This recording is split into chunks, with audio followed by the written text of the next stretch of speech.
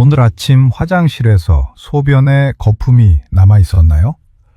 그냥 피곤해서 그런가 하고 넘겼다가 뒤늦게 투석실에서 후회하게 되는 분들도 있습니다. 소변 거품이 작고 끈적하게 남아있고 이 상태가 3일 이상 반복된다면 이건 콩팥이 보내는 경고 신호일 수 있습니다. 미국 국립보건원과 신장 전문 기관들에 따르면 콩팥은 통증 없이 병이 진행되는 경우가 많습니다. 대신 소변의 변화로 먼저 이상을 알리는 경우가 많다고 보고되어 있습니다.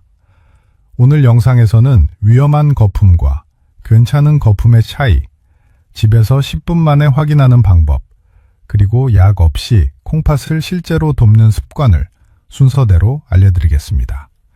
구독과 좋아요 눌러주시고 끝까지 함께 해주세요. 소변 거품은 사실 두 가지만 보시면 됩니다. 아침에 화장실에 가셨습니다. 서서 소변을 보시는데 물소리와 함께 거품이 생깁니다. 크고 투명한 거품이 수십 개 생겼다가 10초 안에 거의 다 사라졌습니다. 이건 괜찮습니다. 물줄기가 세게 떨어지면서 생긴 공기 거품일 뿐입니다. 하지만 이런 경우가 있습니다. 소변을 보고 나서 한참 뒤에 다시 화장실에 들어갔는데 변기물 위에 하얀 거품이 여전히 떠 있습니다. 거품 크기는 작습니다. 손가락 끝만 합니다. 그런데 끈적하게 서로 붙어 있고 터지지 않고 계속 남아 있습니다. 10분이 지나도 20분이 지나도 그대로입니다. 이게 문제입니다. 이 작고 끈적한 거품은 소변 속에 단백질이 섞여 나온다는 신호입니다. 콩팥의 여과장치가 제대로 작동하지 못해서 몸속에 있어야 할 단백질이 소변으로 새어나가고 있다는 뜻입니다.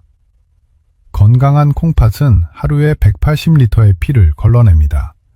그 과정에서 단백질 같은 큰 성분은 걸러내고 노폐물만 소변으로 내보냅니다. 그런데 콩팥 속 미세한 혈관 덩어리인 사구체가 손상되면 이 필터에 구멍이 생깁니다. 그러면 단백질이 빠져나갑니다. 콩팥 질환은 통증 없이 진행되는 경우가 많습니다. 허리가 아픈 것도 아닙니다. 열이 나는 것도 아닙니다. 배가 더부룩한 것도 아닙니다. 그냥 조용합니다. 그래서 여러분은 모릅니다. 콩팥이 지금 무리하게 일하고 있다는 걸, 하루하루 기능이 떨어지고 있다는 걸 전혀 모르고 지나갑니다. 60대 남성 어르신 한 분이 계셨습니다. 매일 아침 6시에 일어나서 화장실에 갔습니다. 소변 거품이 늘 많았습니다. 하지만 그분은 나이 들면 다 그렇지 라고 다수롭지 않게 생각했습니다. 3개월 동안 매일 거품이 남았지만 병원에 가지 않았습니다. 몸이 아프지 않았으니까요. 그런데 어느 날 갑자기 발목이 퉁퉁 붓기 시작했습니다. 신발이 안 들어갔습니다. 그제야 병원에 갔고 검사를 받았습니다. 결과는 신장 기능 저하였습니다. 이미 콩팥 기능이 절반 이하로 떨어진 상태였습니다. 이게 콩팥 질환의 특징입니다. 증상이 나타났을 때는 이미 상당히 진행돼 있습니다. 그래서 여러분이 지금 봐야 할 건 통증이 아닙니다. 붓기도 아닙니다. 바로 소변 거품입니다. 작고 끈적하고 오래 남는 거품. 이게 3일 이상 반복된다면 이건 콩팥이 보내는 첫 번째 신호입니다. 많은 분들이 이 신호를 그냥 넘깁니다. 너무 흔하고 너무 조용하고 별것 아닌 것처럼 보이니까요. 하지만 이 작은 변화를 놓치면 나중에는 되돌리기 어려운 상황이 됩니다. 그렇다면 실제로 이 신호를 놓친 분들은 어떻게 됐을까요? 왜 대부분 늦게 병원에 오게 되는 걸까요? 지금부터 실제 사례를 통해 보여드리겠습니다. 61살 박준성 어르신이 이야기입니다. 건설 현장에서 30년 넘게 일하신 분입니다. 매일 새벽 5시에 일어나서 현장으로 갔습니다. 아침 화장실에서 소변을 볼 때마다 거품이 많았습니다. 하얀 거품이 변기물 위에 빽빽하게 떠 있었습니다. 1시간 뒤에 다시 가도 거품은 그대로였습니다. 하지만 어르신은 대수롭지 않게 생각했습니다. 남자 나이 먹으면 다 이러는 거지. 동료들한테 물어봐도 비슷한 얘기를 들었습니다. 나도 그래. 신경 쓰지 마. 그래서 그냥 넘어갔습니다. 3개월이 지났습니다. 어느 날 아침 세수를 하다가 거울을 봤습니다. 눈밑이 퉁퉁 부어 있었습니다. 손으로 눌러봤는데 피부가 푹 들어갔다가 천천히 돌아왔습니다. 어제 술 마셨나 생각했는데 술을 마신 지 일주일이 넘었습니다. 며칠 뒤에는 발목도 붓기 시작했습니다. 저녁이 되면 신발이 꽉 껴서 벗기가 힘들었습니다. 양말 자국이 종아리에 깊게 패였습니다. 아내가 병원에 가보라고 했지만 좀 쉬면 나아지겠지 라며 미뤘습니다. 한 달 더 지나서야 병원에 갔습니다. 소변 검사를 했습니다. 결과를 보는 의사 선생님 표정이 굳었습니다. 소변 단백 수치가 정상의 5배가 넘었습니다. 추가 검사를 했습니다. 사구체 여과율이 절반 이하로 떨어져 있었습니다. 콩팥이 이미 상당히 손상된 상태였습니다. 박순성 어르신이 그때 한 말입니다. 그냥 피곤해서 그런 줄 알았어요. 또 다른 분이 계십니다. 이선영 어르신, 58살입니다. 작은 식당을 운영하시는 분입니다. 어르신은 아침마다 거울을 보면서 이상함을 느꼈습니다. 얼굴이 붓는 날이 많았습니다. 특히 눈 주변이 그랬습니다. 화장을 해도 가려지지 않았습니다. 어젯밤에 물을 너무 많이 마셨나 생각했지만 물을 많이 마신 것도 아니었습니다. 화장실에서 소변을 보면 거품이 생겼습니다. 작고 하얀 거품이 오래 남았습니다. 20분이 지나도 30분이 지나도 그대로였습니다. 하지만 어르신은 나이 들면 몸이 이렇지 뭐 라고 생각했습니다. 식당 일이 바빴습니다. 아침 10시부터 밤 10시까지 서서 일했습니다. 몸이 피곤했습니다. 계단을 오르면 숨이 찼습니다. 전에는 3층까지 한 번을 올라갔는데 이제는 2층에서 한 번 쉬어야 했습니다. 그런데도 병원에 가지 않았습니다. 바빴고 아프다는 생각이 들지 않았습니다. 그냥 좀 피곤한 것뿐이라고 여겼습니다. 6개월이 지났습니다. 발등이 붓기 시작했습니다. 신발을 신으면 발등이 눌려서 아팠습니다. 그제야 딸이 강제로 병원에 데려갔습니다. 검사 결과는 충격이었습니다. 만성 신장 질환 3단계였습니다. 콩팥 기능이 이미 절반 가까이 떨어진 상태였습니다. 의사가 말했습니다. 조금만 더 늦었으면 투석을 준비해야 할 수도 있었습니다. 이 두 분의 공통점이 있습니다. 신호는 일찍 왔습니다. 소변 거품, 붓기, 피로감, 모두 몇 개월 전부터 있었습니다. 하지만 둘 다 그냥 넘겼습니다. 너무 흔한 증상이었고 아프지 않았고 바빴기 때문입니다. 콩팥 질환이 무서운 이유는 여기 있습니다. 알아차렸을 때는 이미 많이 진행돼 있습니다. 그렇다면 어떻게 해야 할까요? 집에서 바로 확인할 수 있는 방법이 있습니다. 지금부터 알려드리겠습니다. 그렇다면 지금 당장 어떻게 확인할 수 있을까요? 전문의들이 가장 먼저 권하는 방법은 아주 단순합니다. 내일 아침 일어나서 첫 소변을 보십시오. 그리고 10분만 기다리십시오. 10분 뒤에 다시 변기를 보십시오. 거품이 어떤지 확인하십시오. 거품이 거의 다 사라졌습니까? 몇 개만 남아있고 크고 투명합니까? 그럼 괜찮습니다. 하지만 거품이 여전히 많이 남아있습니까? 작고 하얗고 끈적하게 붙어 있습니까? 손가락 끝만한 크기의 거품이 수십 개씩 떠 있습니까? 이게 10분이 지나도 그대로입니까? 이 상태가 하루만 나타났다면 아직 걱정하지 않으셔도 됩니다.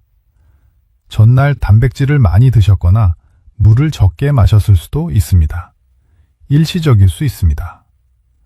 하지만 이틀째도 똑같습니까? 3일째도 똑같습니까?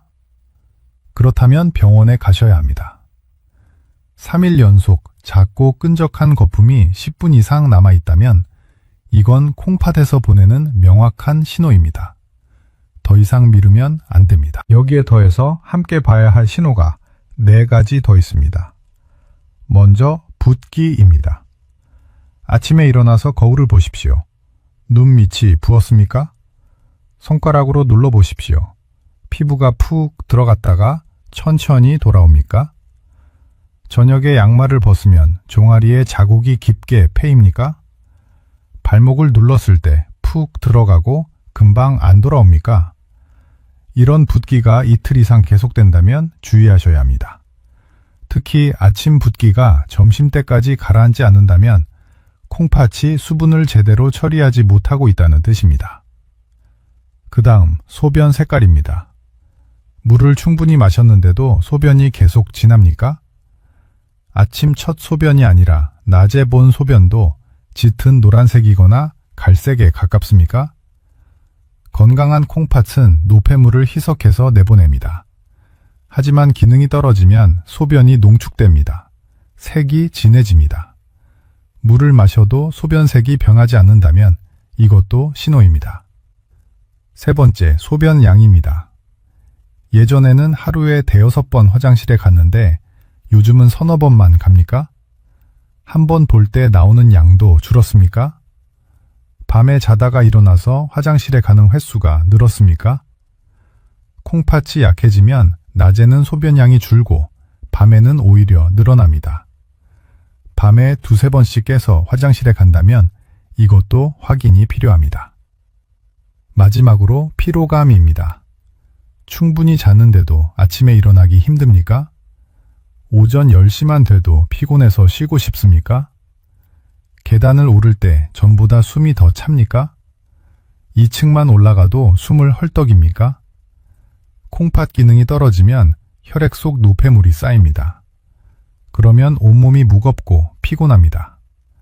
특별히 무리한 일을 하지 않았는데도 계속 지친다면 콩팥을 확인해 봐야 합니다.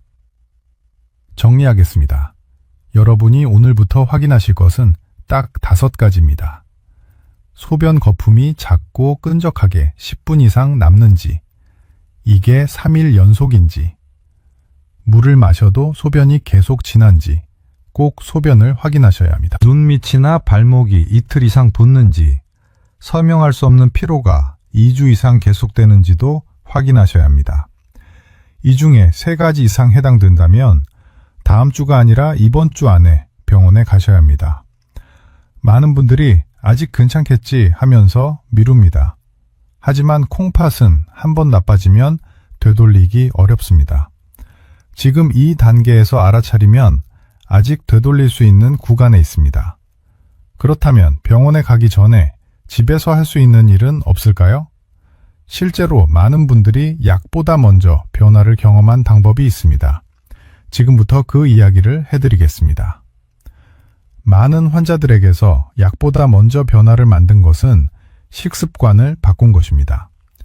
콩팥 내과에서 30년 넘게 환자를 본 한 전문의가 있습니다. 그분이 공통적으로 발견한 것이 있습니다. 검사 수치가 실제로 좋아진 환자들의 식단을 보면 4가지 과일이 반복해서 등장했습니다. 수박 껍질, 사과, 배, 블루베리. 이 4가지를 주목하셔야 합니다. 먼저 수박 껍질입니다. 여름에 수박 드시고 나면 하얀 속 껍질이 남습니다. 대부분 버립니다. 하지만 이 하얀 부분에 시트룰린이라는 성분이 들어 있습니다. 이 성분은 혈관을 부드럽게 넓혀줍니다. 콩팥 속에는 아주 가느다란 혈관이 수백만 개 있습니다. 이 혈관으로 피가 흘러야 노폐물이 걸러집니다. 그런데 혈관이 좁아지거나 막히면 여과가 제대로 안 됩니다. 수박 껍질은 이 혈관을 조금 더 여유 있게 만들어줍니다. 실제로 소변 거품이 3달 넘게 계속됐던 여러 환자들이 수박 껍질을 꾸준히 먹으면서 변화를 경험했습니다. 매일 아침 수박 껍질 100g 정도를 믹서에 갈아서 물처럼 마셨습니다. 한 달에서 2달 사이에 소변 단백 수치가 눈에 띄게 줄어드는 경우가 많았습니다. 중요한 건 먹는 방법입니다. 수박 껍질은 초록 겉껍질을 벗기고 하얀 속 껍질만 사용합니다. 이걸 작게 썰어서 믹서에 물과 함께 갈면 됩니다. 맛이 밋밋하면 사과 조각을 조금 넣어도 됩니다. 냉장고에 보관하면 이틀 정도 두고 마실 수 있습니다. 그 다음은 사과입니다. 사과에는 펙틴이라는 식이섬유가 많습니다. 이 섬유는 장에서 독소를 붙잡아 줍니다. 우리 몸에서 나오는 노폐물은 두 군데로 배출됩니다. 콩팥과 장입니다. 장이 깨끗하면 콩팥이 처리할 노폐물이 줄어듭니다. 부담이 덜어집니다. 만성 신장질환 2단계나 3단계 환자들 중에서 장 건강을 함께 관리한 사람들은 요독 수치가 더 천천히 올라갔습니다. 특히 매일 점심 후에 사과 반 개를 껍질째 천천히 씹어 먹은 경우 석 달 뒤 혈액 검사에서 변화가 나타났습니다. 피부 가려움증이 줄어들고 입안이 덜 건조해지고 전반적인 피로감이 개선됐습니다. 장이 독소를 더 많이 처리하면서 콩팥 부담이 실제로 줄어든 것입니다. 사과는 아침보다 점심이나 오후에 먹는 게 좋습니다. 공복에 먹으면 위산이 올라올 수 있습니다. 그리고 껍질을 꼭 같이 드십시오. 펙틴은 껍질에 더 많습니다. 깨끗이 씻어서 한 입 크기로 잘라 천천히 씹으면 됩니다. 세 번째는 배입니다. 배는 수분이 많습니다. 배 한 개의 80% 이상이 물입니다. 그런데 이 물은 그냥 물이 아닙니다. 칼륨과 유기산이 함께 들어있습니다. 콩팥이 약해지면 노폐물이 혈액에 쌓입니다. 농도가 진해집니다. 이때 필요한 건 희석입니다. 배는 자연스럽게 노폐물을 묽게 만들어주고 소변으로 배출하도록 돕습니다. 소변량이 줄고 색깔이 계속 진했던 환자들이 배를 꾸준히 먹으면서 개선을 경험했습니다. 물만 많이 마시면 배가 불러서 힘들다는 분들에게 특히 효과적이었습니다. 4조각으로 나눠서 한 조각을 오후 3시쯤 먹으면 저녁까지 소변이 자연스럽게 더 많이 나왔습니다. 배는 차갑기 때문에 아침 공복에는 피하는 게 좋습니다. 오후 간식으로 먹거나 저녁 식사 2시간 전에 먹는 게 적당합니다. 하루에 4분의 1 개에서 반 개 정도가 알맞습니다. 마지막은 블루베리입니다. 블루베리에는 안토시아닌이 들어있습니다. 이 성분은 콩팥 속 사구체를 보호합니다. 사구체는 콩팥의 핵심입니다. 여기가 손상되면 단백질이 새어나갑니다. 블루베리는 이 사구체 주변 혈관을 튼튼하게 유지하도록 돕습니다. 염증을 줄이고 산화를 막아줍니다. 여러 환자들이 블루베리를 저녁 식사 후에 10알에서 15알 정도 먹었습니다. 석 달 이상 지속했을 때 소변 거품이 줄어드는 경우가 많았습니다. 특히 아침 첫 소변의 거품량이 눈에 띄게 달라졌습니다. 블루베리는 냉동 제품도 괜찮습니다. 오히려 냉동했다가 먹으면 안토시아닌이 더 잘 흡수됩니다. 저녁 8시에서 9시 사이, 자기 2시간 전에 먹으면 좋습니다. 여기서 가장 중요한 것은 이겁니다. 이 과일들은 콩팥을 직접 치료하는 약이 아닙니다. 대신 콩팥이 스스로 회복할 수 있는 환경을 만들어줍니다. 많이 먹는다고 빨리 좋아지는 게 아닙니다. 적게, 꾸준히, 몸에 맞게 먹는 것입니다. 그리고 이것만으로는 부족합니다. 함께 바꿔야 할 생활 습관이 있습니다. 지금부터 그 이야기를 하겠습니다. 30년 동안 콩팥 환자를 진료한 전문의가 확신하게 된 결론은 단순합니다. 약도 중요하지만 결과를 실제로 바꾼 건 바른 습관이었습니다. 검사 수치가 좋아진 환자들의 기록을 분석했더니 공통점이 5가지 나왔습니다.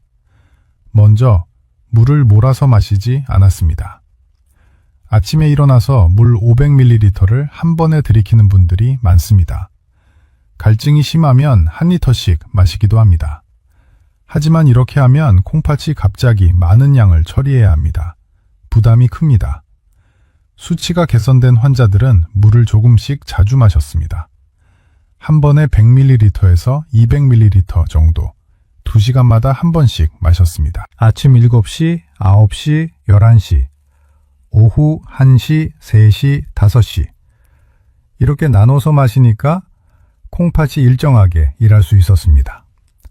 특히 저녁 8시 이후에는 물을 줄였습니다. 자기 전에 물을 많이 마시면 밤에 자주 깹니다. 수면이 끊기면 콩팥 회복이 느려집니다. 소금은 신장에 안 좋은 건 다 알고 계십니다. 하지만 한국 음식의 특징상 소금량을 줄이는 걸 어렵게 생각하시는 분들이 많습니다. 그래서 한 번에 줄이기보다는 단계적으로 줄이는 것을 적절합니다. 갑자기 싱겁게 먹으면 오래 못 갑니다. 그래서 성공하신 분들은 천천히 줄였습니다. 첫 한 달은 국물을 반만 먹었습니다. 찌개 국물을 다 마시지 않고 건더기 위주로 먹었습니다.